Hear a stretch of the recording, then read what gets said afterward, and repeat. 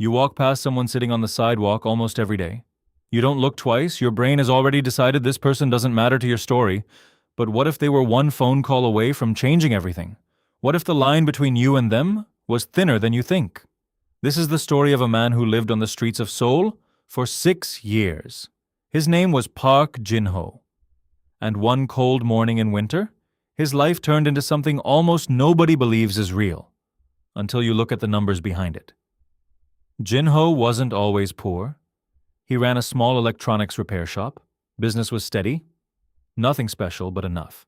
Then in 2009, a fire spread through the building. His shop burned along with 3 others. No insurance, no savings left after rebuilding attempts failed. Within 18 months, he was sleeping in subway stations. Here's the part that surprises people. Studies on homelessness, including work by sociologist Christopher Jenks, show that most people experiencing homelessness for the first time are not who you imagine. They are not lifelong addicts or untreated patients. Often, they are one financial shock away from where you are sitting right now. One fire, one medical bill, one lost job in a bad month. The gap is smaller than your brain wants to admit. Jin-ho spent his days near a convenience store in Jongno. The owner, an older woman named Choi, let him sit near the entrance without complaint. Sometimes she gave him leftover rice. Small kindness, repeated daily, costs almost nothing, but it adds up into something larger than either person realizes at the time. One December morning, Jin-ho found a folded slip of paper near the trash bins outside the store. A lottery ticket. Someone had thrown it away, assumed it was a loser. He almost didn't pick it up. His hands were too cold to bother. But he did. He kept it in his coat pocket for 4 days. He didn't have a phone, didn't follow numbers, didn't know the draw had already happened. On the 5th day, Mrs. Choi noticed the ticket sticking out of his pocket and asked if he'd checked it.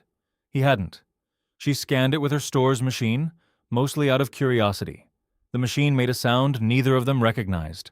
The ticket matched all 6 numbers. The jackpot was just under 19 billion South Korean won. Roughly 14 million US dollars at the time. Now here's where most stories like this go wrong in people's heads. You imagine instant champagne, designer clothes, a private jet by sunset. That's not what happened. And that's actually the most important part of this story. Psychologist Philip Brickman published a now famous study in 1978 comparing lottery winners to a control group. The finding that shocked everyone.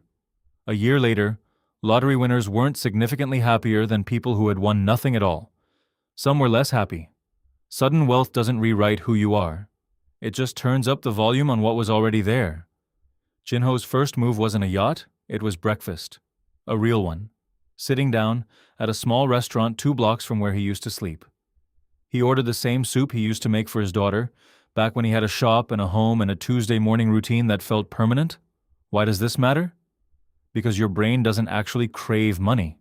It craves what money represents. Stability, dignity, the feeling of being seen as someone who belongs somewhere. Jin-ho didn't go looking for luxury. He went looking for the version of himself that existed before the fire. The next weeks were strange.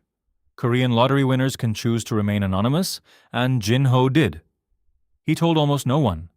Mrs. Choi was the only person who knew the full truth for nearly 2 months. Why hide it? Because another thing the research shows is that sudden visible wealth changes how people treat you, and not always for the better. Sociologists call this the windfall problem. Family members reappear, friends recalibrate, requests multiply. Jin-ho had already lost everything once. He wasn't ready to lose people too, this time to greed instead of fire. So he moved slowly. He rented a small apartment first, not a mansion, a 1-room apartment with a window that faced east, so morning light would wake him up instead of subway announcements. He said later, in one of the only interviews he ever gave under a pseudonym, that the first night he slept there, he cried for almost an hour. Not from joy exactly, from the strange grief of remembering how long he'd gone without something this simple. Here's the twist nobody expects. Jin-ho didn't quit looking for work. 6 months after the win, with most of the money still untouched in a fixed deposit, he opened a small electronics repair shop again.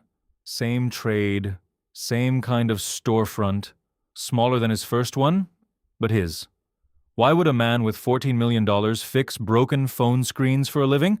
Because the money was never the point. The shop was. The routine bots